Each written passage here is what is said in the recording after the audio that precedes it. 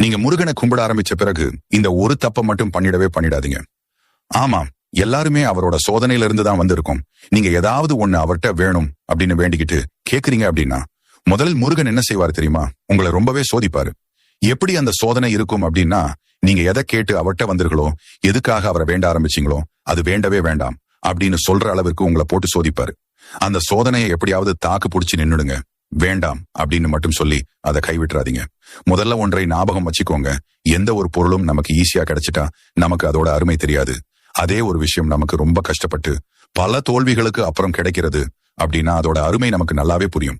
அது மாதிரிதான் முருகன் மேல் இருக்கும் நம்பிக்கையும். நீங்க கேட்ட உடனே அவர் அதை செய்து விட்டார் உங்களுக்கு. அதோட அருமை என்னைக்குமே புரியாது. அவரது பக்தர்களை அவர் எப்போதுமே கைவிடவே மாட்டாரு. முருகன் பக்தன் அப்படின்னா சும்மா இல்லை. வாழ்க்கை அப்படி ஒன்றும் எளிது இல்லை. அதுல கஷ்டம், நஷ்டம், துன்பம், இன்பம், துயரம் இப்படி எல்லாம் கலந்துதான் இருக்கும் என்றைக்குமே. இதை நாம் தான்